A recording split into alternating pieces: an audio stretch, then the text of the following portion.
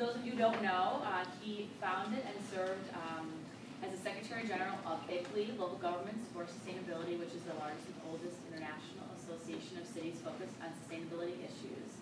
And I'll say, as I've been involved in getting ready to go to Seoul, South Korea to represent Evanston as the Earth Hour capital, I've been so impressed by the organization around this World Congress that's going on, all the leaders from all around the globe that are coming. And so even though sometimes we might feel like the work we're doing here is a small, drop in the bucket, or is this going on in other places around the world? And it really is. And so our efforts are being recognized and noticed as well. So in his role with ICLEI, he established a number of core practices around urban sustainability planning and management, including the first international program in planning methodology for local climate action. So those of you that have been involved in some of the ICLEI workshops and are members and seen the stuff online, he was involved with that. His work currently focuses on performance innovation at the district scale, with an emphasis on health, resilience, sustainability, and productivity outcomes. So we're looking forward to hearing about how that is going to roll out for us this morning. He's worked with lots of municipalities in 28 countries on their local environmental management, sustainability, and economic development initiatives, many of the same types of things I believe that we're all working on. From 2002 to 2004, he served as a president of Global Legacy International, an incubator of enterprise-led approaches to poverty reduction and in low-income urban districts. So you can see that his work, when we say sustainability, sometimes people, maybe different sectors, think that that means only in the environment, and we all know that that means a lot more than just the environment, but sometimes that's a place that has been neglected, so that's why we start there, and clearly Jeb's work goes much more beyond that. He designed and facilitated a 2-year program with the Asian Development Bank, U.S. Agency for International Development, in the city and county of Honolulu for mayors and senior managers in more than 40 Asian Pacific cities to advance their local sustainability practices. Is there anywhere you haven't been? I've been very lucky. You've been to a lot of great places. He's been an advisor on urban programs to numerous international development finance institutions and the United Nations. He's also worked extensively with the corporate sector, which is great, because businesses also need help on these issues as well. In 2004, he co-founded the Next Practice to work with global companies on their new products, services, and business models for serving low-income households in Asia and Africa. His clients have included lots of gigantic multinational companies that you probably know, including Barclays, BP, Britannia, Nestle, and Visa. The products and business models developed the Next Practice support and received awards and recognitions from lots of organizations, including Harvard Business Review, the Economic Forum, and business schools internationally. As a senior associate with University Cambridge Institute for Sustainability Leadership and a lecturer international, Jeb's last book is Welcoming to the Urban Revolution, How Cities Are Changing the World. And we are so honored and pleased to have you here and get energized and motivated and engaged in your work. So welcome, Jeb. Thank you. I didn't know what I was really coming into. It was only recently that Britta reached out to see if we could do this today. And it's kind of a homecoming. I mean, this is really roots for me. I started working in the People's Republic of Cambridge, Massachusetts in 1983 for a municipality. And I was strange that there was a special ordinance for at that point it was the Cambridge Commission on Nuclear Disarmament and Peace Education. So, on the fringe agenda of what municipalities were to be, and through the 1980s, using many of these same kind of engagement strategies and lessons, we took something that was very fringy at the time, nuclear-free zones, et cetera, and built this whole field in which Chicago and Los Angeles and New York became big players that kind of was under the realm of municipal foreign policy in the 1980s. And some of you will remember that. Sanctuary cities, divestment from apartheid South Africa, that whole swell in the 1980s of cities and the mayors and leaders of cities and even the city managers getting involved and thinking we have a stake in international outcomes and we need to provide leadership where our country doesn't provide leadership. And that's what really led to the idea of creating ICLEI is there's a whole bunch of other global issues bearing down on us that were really fringy, flaky issues in the late 1980s. To talk with city leaders about taking on global climate change was a very, very strange thing. I remember when we had the founding Congress of ICLEI in 1990 at the United Nations, that terrible helicopter's place. We had a delegation from Amsterdam And, you know, very progressive, green, sustainable Amsterdam, their issue in 1990 was how to do primary sewage treatment of effluent going into the canals in the old downtown where all the tourists of the world go. So to talk about climate change in 1980, when the leading cities were still just thinking about primary, secondary sewer treatment, was a very fringe and strange thing. And what we've come a long way, and I say we because we're still very much working on the same community. We have different networks, different organizations, and it doesn't really matter in the end when we sit around the table. We're all kind of on this learning curve, trying to bring forward things that we don't know how to communicate well about. We don't know how to make a case to our electeds on how to do it. We don't know if we're actually advocating something that has an economic case to it. Is the market going to pick up on this? And so we're constantly learning. And what my presentation in this exercise will do quickly today, I've never tried to do a 20 or 30-minute exercise, but this is normally a day-and-a-half workshop. But we'll just go through a kind of thinking exercise with one another, is to recognize that when it comes to resilience, this word we use, and we're going to continue to change our own definition of that, not to mention the common folk out there, what they understand that to mean. We're still on this learning curve of figuring out how we make that stick. And so I'm putting forward a hypothesis we've been testing with support from Ceres and Swiss Re, Prudential, some other insurance companies, with Italy and the University of Cambridge, to try to create a framework in which resilience becomes something that is mainstream. In a similar way to which, let's say, brownfields redevelopment is something we had to learn how to make mainstream. And I think in many respects, the level of challenge is very similar when we talk about climate adaptation in particular to the brownfields one, because it's a problem that involves all kinds of risks and liabilities for which there's no economic case to really do anything about it. We need to orchestrate all kinds of policy change. We need to have innovation in insurance products. There need to be legal changes. We need to probably create different kind of coordinating institutions. We were talking earlier about how you have a very siloed and many-headed kind of local regional governance arrangement, including your water utilities and everything like that. So who has the resilience or adaptation budget in your metro area or in your municipality becomes itself an issue. So it's a very challenging one. And it's very, and actually here's the main thing that sort of got me thinking about this, because I was doing some collaborative work between McKinsey, the consulting firm in Italy, 3 or 4 years ago, and learned that McKinsey was providing consulting services to the Bloomberg administration, along with a number of other Swiss Re and others. So a huge investment was made, $1 million plus investment was made to develop New York City's climate adaptation plan. And they kind of knew everything about areas like this in New York City. And if you look at what actually was happening prior to what Sandy's hit, so the planning was great. The planning was extremely elaborate, but there was basically no uptake.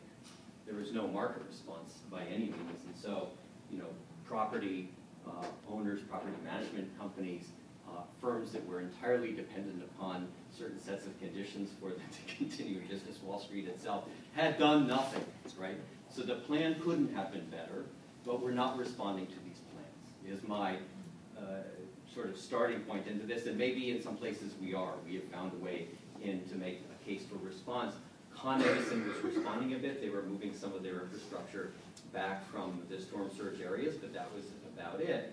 And so the question becomes, what is it that allows us to make an economic case for doing resilience or for doing climate adaptation? I argue we need to broaden way beyond climate adaptation. That we're kind of, our focus on climate adaptation, I see it this way. What we're doing is building greater capacity within our municipalities to think about risk management.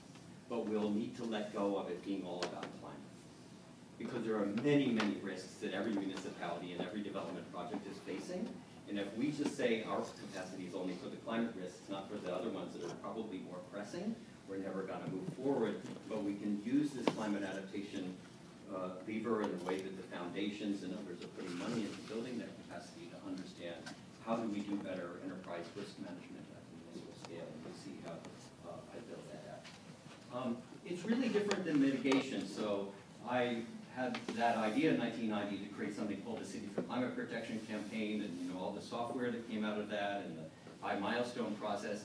And so we went through this learning curve in the 1990s to figure out how do you take this wonky idea of climate mitigation and make it a mainstream thing that hundreds of municipalities in the United States would be doing, even when there's, you know, continuing political issues around whether climate change exists or not. It's very mainstream now. There's a reason why it's mainstream.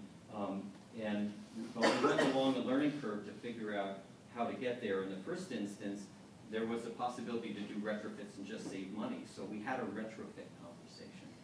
And I'm going to go through this and ask you in the back of your head, think, okay, what's the equivalent with our resilience and climate change agenda, right? So it's kind of equivalent to how do we get people to allocate money to de-risk, to spend money now to forego the cost of some risk that they likely will, but we don't really know when it comes to climate what the nature of that risk is. We can't measure it. How do we get them to spend money? It was easy with mitigation because we had payback periods. And the debate was really, should we go for 2 or 3 year payback periods to switch the light bulb, or should we go for 6 years and get that deep carbon footprint reduction? And that was our debate. And ICLEI was then helping cities, including City of Chicago, to do its retrofit investment strategy, strategic energy planning, we called it. And it was really about how could we build a case to get them to think about 5 or 6 year payback periods so we could move towards a 20% greenhouse gas reduction through those measures rather than just a 10 or 15%. So we did that, and that scaled up, and business took it over, and we don't really have to be in that business any longer. We, meaning collectively the public sector planners and managers who are doing it. And then the green building community came in on that, on the heels of that learning, really, right? So now facilities managers are thinking about how to create efficiencies in the operations of their buildings. And now you've got all of the designers and the managers and the engineers, and they're thinking, and they're organizing community, let's take it a step further. And what we end up with, of course, is LEED and a whole system that scales it up, and it's ingenious how it scaled up so quickly, became mainstream. So this is something we can take learning from. What's interesting is that what LEED figured out is how to talk about co-benefits, right? So they deepen the efficiency, the greening measures, but as you see here in this example of this building complex in Cambridge, Massachusetts, the bottom line in the McGraw-Hill surveys that talk about why they're getting rent premiums and why returns on investment are higher in B gold buildings than in the standard building on the market in that asset class, reduced sick time by 5%. Now we're talking about these are better places to work, the lighting is better, people want to work there more.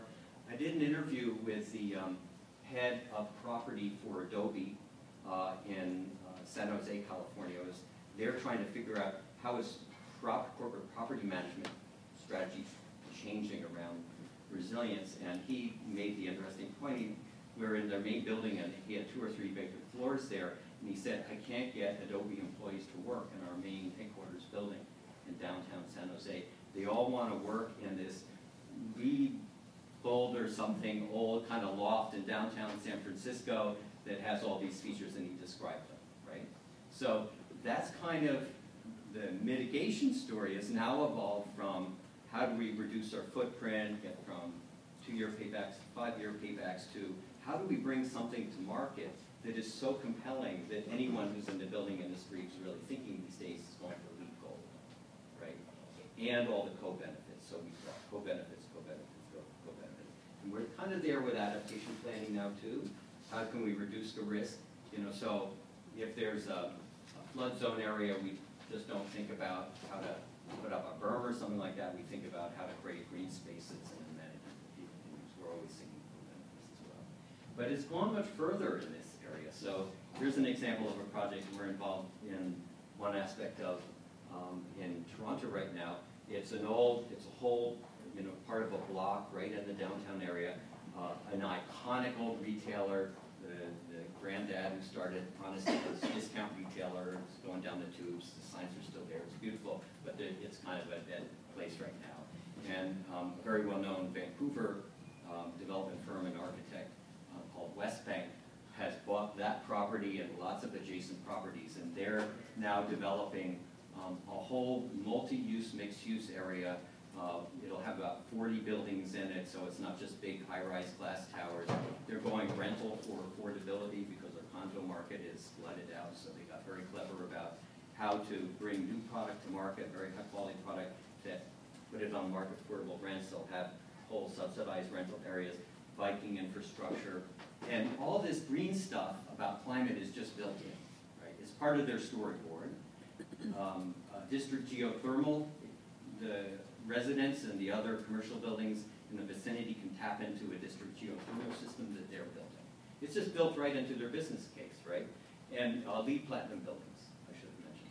So now it's just, their conversation isn't about how we're doing climate mitigation or how we're doing green building. Their conversation is about a whole new category of thinking about what you can do with a downtown precinct, right? And I take us through that because we've kind of moved that way. And is there equivalent for us in the adaptation area? So let me be a little bit wonky with you. I'm an economist by background, and I'm always thinking about how do you get market uptake. We live in a market society, but we as planners think that it doesn't matter whatsoever.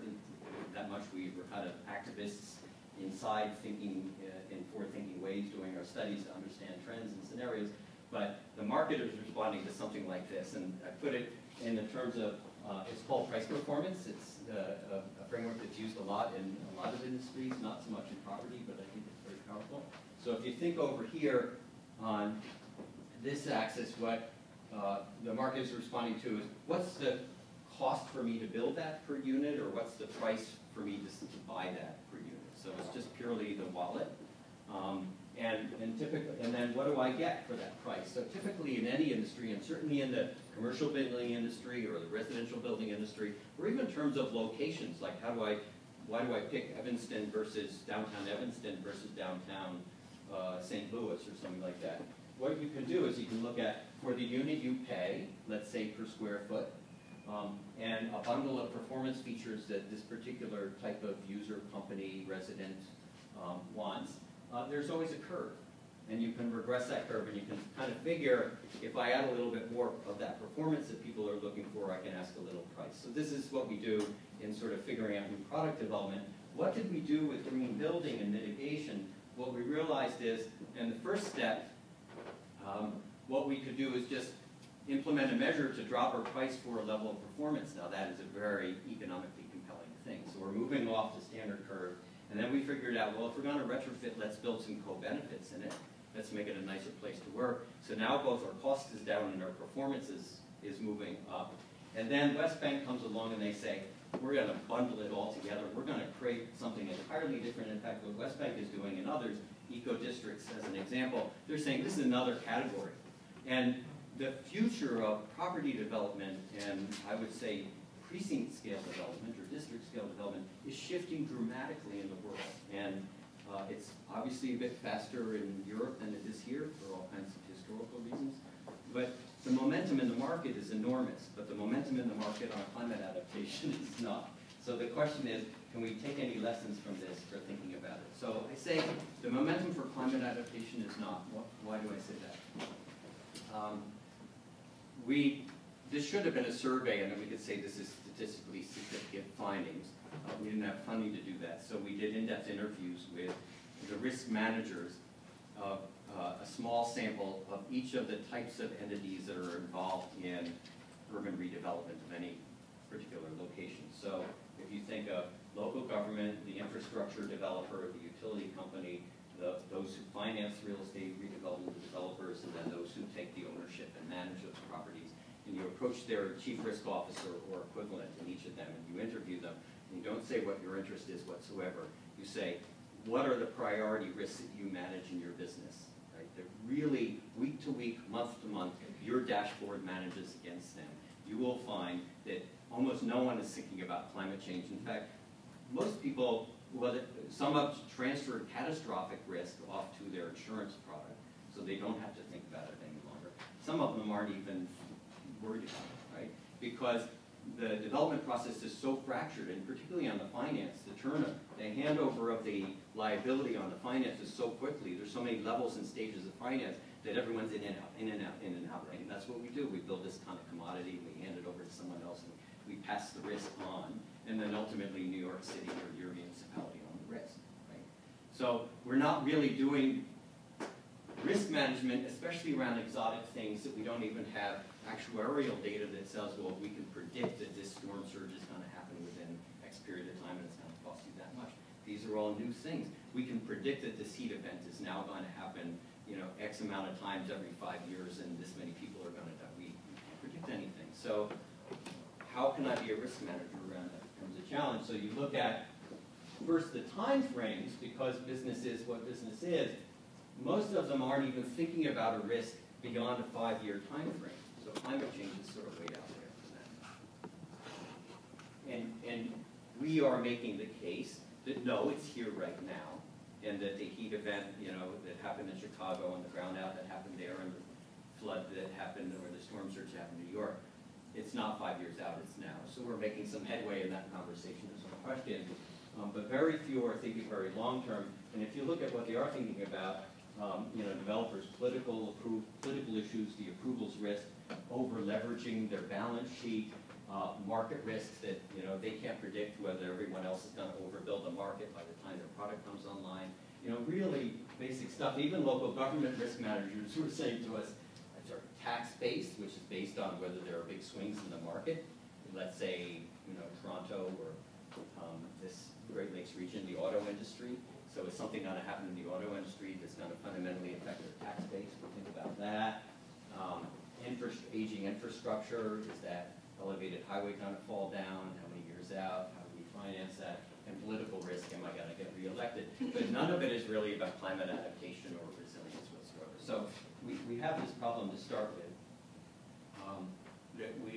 The risk managers, and I think the Rockefeller Resilient Cities people are somewhat savvy to that by saying, well, actually, we'll fund a chief risk officer for you who's already on side. So they're trying to get inside and evolve that community thinking, right? And then Swiss Re, they say, well, how can we create a business case for investing in climate adaptation and help people figure out what they should pay for themselves and what they should buy an insurance policy to cover because it doesn't make sense for them to do it. So this is the McKinsey cost curve.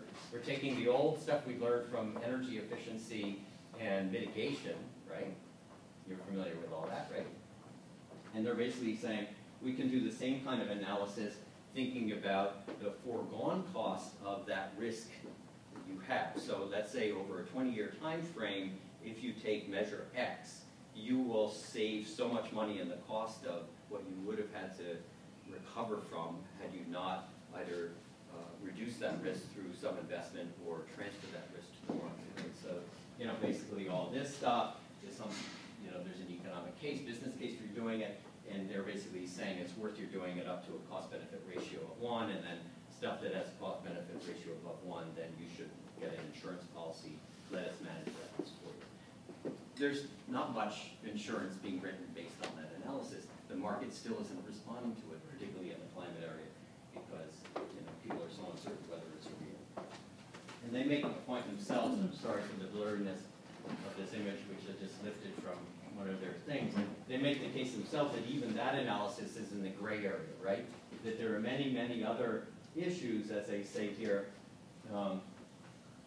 wider impacts of measures and feasibility of implementation must also be considered. And they wisely sort of say, you know, there's health impacts, social impacts, industry impacts, other factors are cultural fit, technical skills required, regulatory fit. There's all kinds of other complicated issues. Even if you could say, here's a business case for this climate adaptation investment in your water system or in, let's say, ensuring that senior citizens aren't exposed to extreme heat events or something like that, bearing some new cost. There's all kinds of other things that are going to kind of get in the way of you doing it or have to be factored regardless of the business case for it. So let's go back to New York. I'll summarize what I'm saying here. It seems like it's going to be really hard to make a market-based case or a business case for municipalities, the public sector, and particularly the private sector, to jointly invest in climate adaptation measures. So we're putting it off, and when there's a big crisis, then somehow we hope the federal government will bail us out. We're underinsured. So we're not even transferring the risk we don't want to invest to mitigate today. We're not even transferring it to the insurance market. So the question is, are we going to win by continuing to proselytize people to the view that they're not doing it right? Or is there something we can do that's more akin to what's happened in the green building industry around the realm of, well, there's other reasons to do it, right?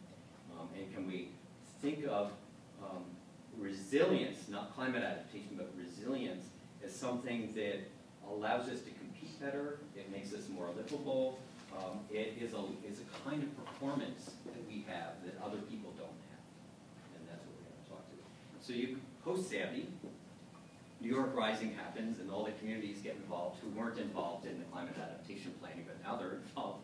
What do we need to do not to go through this again?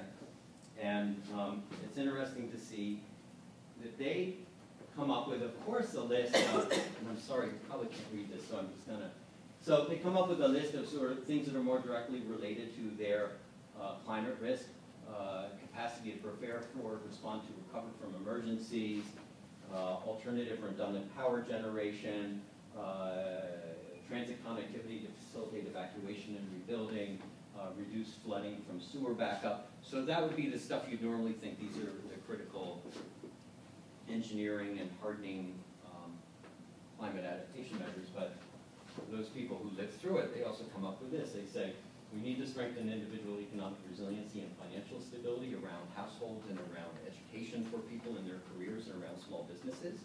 Well, that's interesting. That's resilience. Local financial assistance program for small businesses, startups, and homeowners, tenants. In other words, we need local economic development here too if we're going to be investing in being more resilient as a community. It's not just about storms. It's not just about heat. A new ferry landing. In other words, we need more connectivity to the city so that we're more connected into the opportunities there. And they create an organization called the This is Red Hook, which is that part that juts out into the East River in Brooklyn. So create a resilient healthcare resource program with a mobile health clinic, creation of a community cultural food space in Red Hook houses, establishment of a direct bus service from Red Hook to Lower Manhattan. So the people who live resilience, they're saying, don't get stuck on climate, right? And I think we have to listen to that. And if you go to the New York Rising website and you look at all of these neighborhood plans, and you go through them, it's very inspiring and stimulating. It's like, oh, this is what it would look like, right? So we put this resilience zone thing together to try to be responsive to that, sort of take that as a lesson. Because like I say, I think we're going to spend 5 years figuring out what we're doing here. We're going to figure out how to talk about it. We're going to throw around all kinds of definitions of what resilience is, and we're going to throw some out, and we're going to decide actually it's called something else. And then all of the processes and the tools will be developed, just like with your climate mitigation stuff. But we're in this learning curve, so let's take our lessons as we go. So our opening redefinition is this one, is climate adaptation has been a conversation about risk. People don't spend money to avoid a risk very much. The risks they avoid are the things that this quarter they have to report on, right? So let's reframe it. It's about performance, and think about West Bank and what's happened with LEED and how the ROI is better. It's just better, and it's better in all kinds of ways. So resilience is the ability of an urban area or system to provide predictable benefits, and every area has a different set of benefits that it's trying to provide, right? So the downtown BIA in Evanston is trying to create a certain kind of experience. They have a whole strategy for how they want to compete in the regional marketplace as a retail, commercial, cultural area, right? So that we can provide those benefits to residents and users and the people who invest there under a widening range of circumstances. So we're going to de-risk you achieving effectively your economic development strategy. And that's resilience. And you think about what you want to achieve that allows you to compete, for which you have a business case, and our job is to help you de-risk that. And some of those risks are storm surges and extreme heat events. So this is where I'm taking it. In other words, we can move resilience from, let's think about how to reduce risks for their own sake. Let's make sure then that when we do that, we create co-benefits. And ultimately, let's create a zone that has an entirely different kind of performance.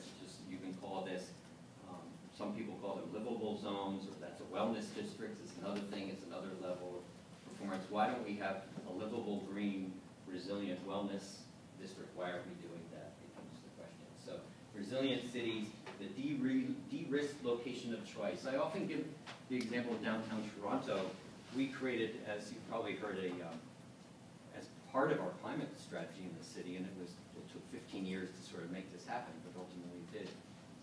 For the central business district, district heating and cooling system with deep lake water cooling.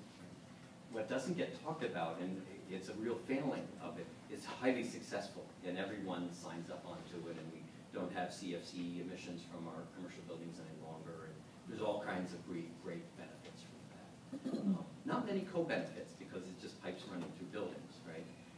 But the co-benefit is for the downtown. Downtown Toronto is probably the only downtown in North America that attracts major corporate offices, for instance, that can offer 20-year fixed price contracting on heating and cooling no matter what happens in the world, you know, except for nuclear war. So it's seismically hardened, it's backed up, so if the broader power grid goes down, we can still run the district heating and cooling system. That's amazing resilience. In a downtown, you know, if you think about what San Francisco went through in the last decade with brownouts, and probably will still go through, that's a point of differentiation, competitive differentiation, and that's a kind of resilience. So how do we collaborate together to think about using risk management as a way to achieve our ambitions and make sure that we can promise to the world that what we say we are is going to be that in 5 years and 10 years. That's another way to think about it. Let's take an example that I use my local examples because I'm somewhat involved in these things. So we, next to New York, have the highest volume inventory of high-rise rental in North America, in Toronto. And these are aging places, they haven't been reinvested in. Half of Toronto is first-generation immigrants. They're way overpopulated. Some of them have 3 times the population they were built for. There's micro-businesses happening in them all over the place that aren't licensed. The catering business is enormous, but every other kind of business you might imagine is happening in these towers. So the whole issue is, how do we make these better places to live? How do we make them safer places? And now they're exposed to climate risks as well, in particular extreme heat events and loss of power and the elevators not working. So there's a bunch of risks. We did a workshop in Toronto, and we identify a bunch of risks that are of concern related to the typical types of climate exposures that we have. And you can see them there. There's all kinds of people risks and health risks, and then there's risks to the assets themselves. And the question is, if we're going to de-risk these things, why not do that, every one of them to the extent possible, so that it brings a co-benefit with it? So now what we're not going to have a conversation with the owner of this property or with the people living there that says, well, we might say, if they suffered an extreme heat event and lost elevator power, we'll say you don't have to worry about that. But meanwhile, what we'll say is you have a community center, which will be the place where you can do, let me get one here, you can read it. So people are doing catering in the building, right? And that's a risk, and their business isn't doing that well because they can't produce at volumes necessarily, or it's just inconvenient. So why don't we create a community kitchen, and they can hire an hour or 2 of time in the community kitchen. And by the way, when there's an extreme emergency of some kind, that's where emergency food provision takes place, and where you know, it's your place you go to for emergency services. We need cooling zones. There's a lot of elderly people there. So why isn't a cooling zone a place where kids have a water park and the rest of the time? So we've gone through this exercise to think about, for every risk related to climate and emergency event we want to do, what would be the amenity that we would be delivering today? And so we put the horse back in front of the cart, I think, which is, what do people there need today, and how do we design it so that it helps us manage our risk? So that's taking it from just plain, let's spend money on reducing risks, to let's actually create a flow of co-benefits that there's a case for. But if we wanted to go further and think about a whole district scale, I think we want to think about this from the point, like companies think about enterprise risk management, or some of your municipalities probably use an enterprise risk management framework. What is that? What's different about that? Enterprise risk management is basically developing the corporate sector to say, if you want to be number one in this area, you have some strategy in terms of your global development, your business. What you need to do is understand what are all the risks that are going to get in the way of your achieving your strategy. You're not managing risks for their own sake. You're managing the risks that you need to manage in order to become number one, right? So you're always thinking about becoming number one. You're not getting caught up in risk management, right? And so this is applying that framework to a local area, to a district or a precinct. Where I'm moving with this is we're going to do an exercise with East Bayfront Precinct on the waterfront of Toronto and sort of go through the logic of this and see what ideas you come up with in doing so. So you could say there's all kinds of risks. There's emergency risks, risk to function, and the climate risks mostly go there. Storm surge, yeah, it just stops functioning, right? Or we in this East Bayfront area, as you'll see, are in a flood zone as well. But there's all kinds of other risks. The businesses there face all kinds of risks. So in East Bayfront, it's being designed to be part of our media film cluster, which is one of our main industries in Toronto. They have unique risks. The biggest risks they have probably is the currency exchange rate with the US dollar. Our industry goes up the gazoo now when our dollar is weak, but when we come to parity with you, everyone starts filming in Los Angeles again. Why wouldn't we, if we're going to create a resilient zone, we want to help them create some kind of currency mechanism collectively that manages that risk for them. Therefore, we can say, build your business here because we've got this special facility for you that manages one of your business risks. That's just one example.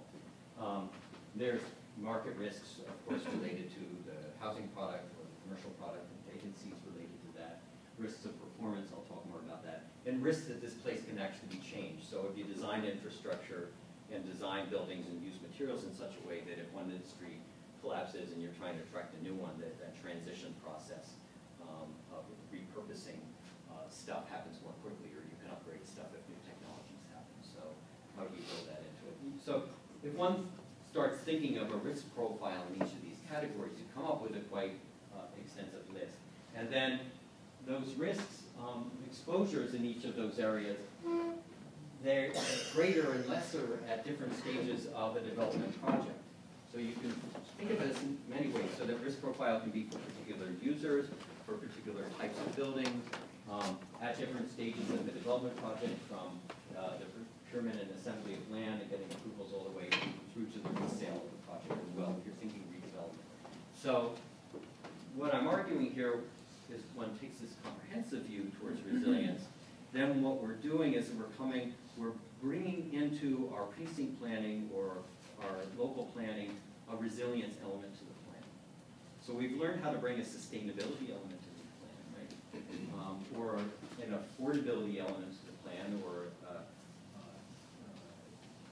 mobility, transportation-oriented development element into the plan. We can also bring a resilience element into the plan that sort of says, if this is what we want to achieve, these are the risks we need to manage and how we're going to manage them, right? And that creates a conversation about, well, storm surge is a big one, by the way. So we got to build that into the plan and into the design and into what we approve. So now let's take that, and I'm going to introduce East Bayfront a little bit, answer any immediate questions you might have, and then just walk with East Bayfront through that thinking process a little bit. Actually, why don't I just see if there are any questions now before I present this example to you. Yeah. Have you sort of looked or thought about the opposite side of thinking about this precinct or district, right, or when you use that word, you know, how big or small might that be? Does it matter, or is it more just thinking about a particular geography, but with that more integrated perspective? Yeah, I guess what's happening in the property market, you know, so again, my point of view is, again, how is the property market trying to compete?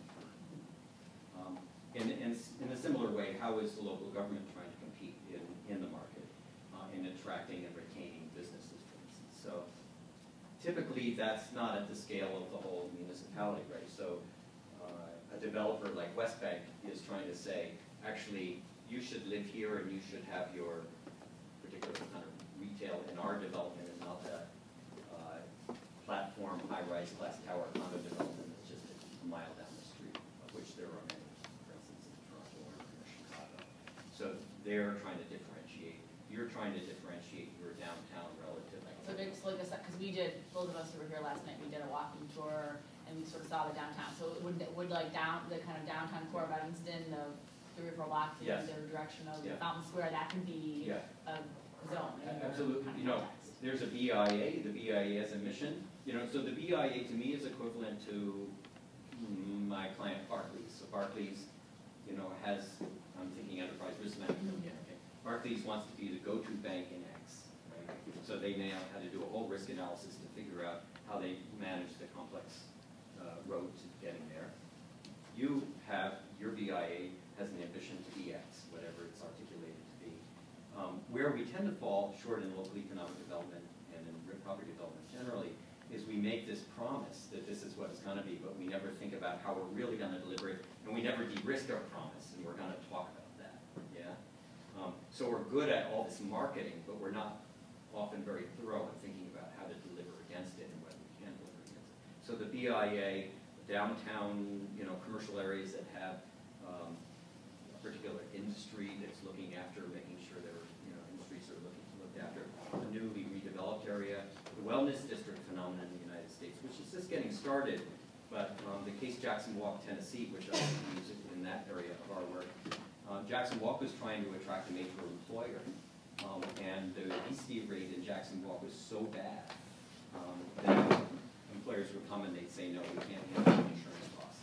So that's when they realized in order to market themselves to attract a new employer, they had to have a major health strategy. And so they brand themselves a wellness district, and they redeveloped everything around wellness, recreation programs, and biking, active transportation, the whole thing. And they, you know, so I think it's at that scale that the innovation happens. And then the question is, well, if they're a resilience zone, why don't we become it too? How does it scale up? Becomes another. That's the scale I'm thinking. Okay, can you just say again, where is the wellness district? I can't remember if it's Jackson, Tennessee, but I think the project is called Jackson Walk. W-A-L-K. Yeah. There's in that, if you're interested in that area, in Connecticut. It'll come to me, I'll remind you, but there's a number of sort of flagship where hospitals basically have big properties and they're redeveloping, so they develop affordable housing and all kinds of facilities as part of their hospital redevelopment plan too. So this is a new kind of, it's sort of paralleling with, in the health world, the eco districts. Right. Okay.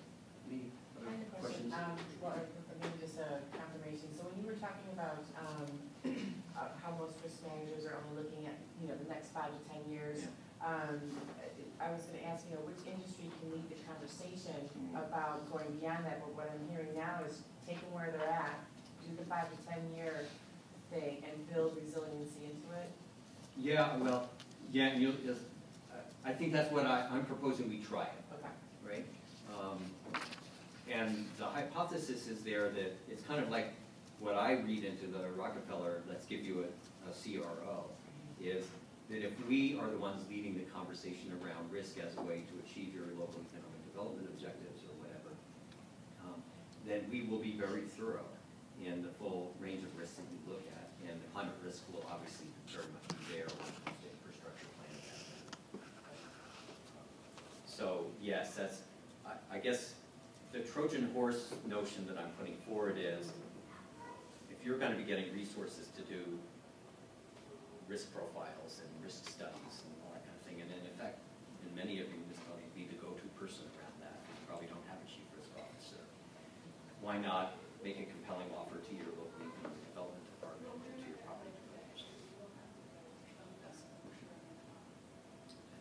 Should I go into this little example, and then we'll try to wrap our heads around it rapid fire? Okay. So here's the East Bayfront precinct, Toronto. We have been, because of our intergovernmental challenges in Toronto, we probably have the only undeveloped huge downtown piece of waterfront of any place in North America, if not North America and Europe as well. It's very astounding. It's a huge, huge area. Sorry, I don't have the map of the whole area, but if you ever come to Toronto, I'll drive you around and your jaw will drop with how much time real estate has laid totally vacant for 30 years. And we keep screwing it up. But we're making a little bit of progress. This is very close to the downtown. It's a quarter of a mile from the bank headquarters of Canada. And you can see, that's not recent demolition, that's what it's been like for 30 years. Right at the downtown, right north of there is our historical city core. And you see with this area, there's a 6-lane major arterial expressway that goes downtown. It has all kinds of traffic problems. Within 7 years, a major collapse is anticipated there. The government's, because it's such a major repair job, everyone's kind of shunted it to the next 4-year term, right? So like I was saying with the risk profiles, everyone's walked away from that. The federal government hasn't provided. The federal government, if I can take a jab at our conservative party federal government, they spend $1 billion on security for a G20 meeting downtown. You probably heard about the riots and stuff like that, $1 billion. But they haven't had a cent of money for dealing with this problem. It's a disaster. In the making, this road right here is kind of our main waterfront road. The city has promised, in terms of performance promise, for 25 years in plans to have this walkable, beautiful waterfront promenade. In fact, the promise of a waterfront promenade goes back in Toronto to the early 19th century when King George said there will be a waterfront promenade. And all that the city fathers at that time of Toronto did is kept doing commercial development, and then they came back and said, no, you better build a promenade. So we've never had our waterfront promenade. We're promising to do that now, 2 centuries later. And so it's in a flood zone at the mouth of a river coming out here. I'll show you a map on that. And we're starting to get headway. The public realm that's being built out. This is a sugar processing plant. It's the only active industry on our waterfront any longer. It's going to be left. It's actually pretty cool. It's kind of a legacy thing. So it creates an interesting risk in that they needed to train they need a train track that goes right through this new mixed-use precinct. And so we're going to focus today on that corridor and the risks associated with that corridor. But this is a big film entertainment, Chorus Entertainment is located here, and we have a college here that has a strong media program, so we're starting to get the tenants, and the buildings are going in according to a master plan, which, oops, I don't have the picture, you'll see it. So here's a little bit more zooming out on the area. So the red buildings are the film and media industry buildings that are in our waterfront area. This channel right here is the mouth of a river that floods because we still haven't separated storm sewers and our sewer system. So there's a whole $1 billion plus project there about renaturalizing the mouth of the river there. So right now, the precinct, which is right there, is in a significant floodplain area.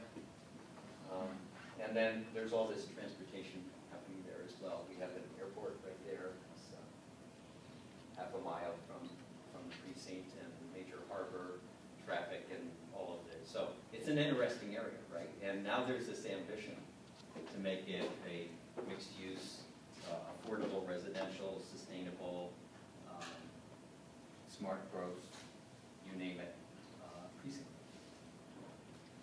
And I'll hand this out to you, but if you take my Pentagon with the different types of risks, we sort of list them out there. So in terms of the risk to achieving the promised performance of sustainability and TOD and quality of amenities and all that kind of thing, there are a number of them we identified.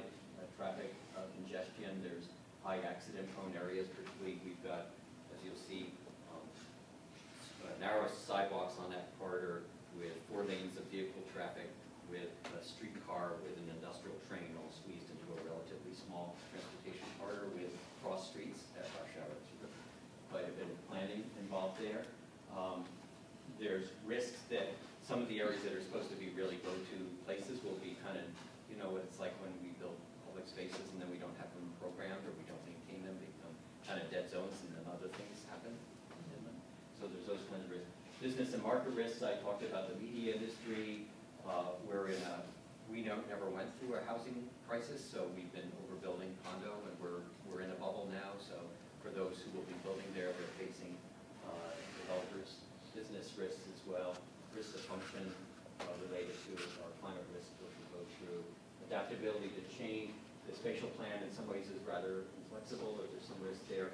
There's some old legacy infrastructure. The stormwater sewer system is going to be the old system on this project because the public money's not been there to redevelop it, so you're going to suddenly put all this capacity on the old system, which is happening all over our downtown, et cetera. And then there's some reinvestment risks. In particular, we're all about glass towers these days, so there's a lot of concern about what happens with that glass that doesn't have much of a lifespan, and whether the condo associations will have enough resources to deal with that material and security and stuff like that. So you can create a kind of risk profile as I talked.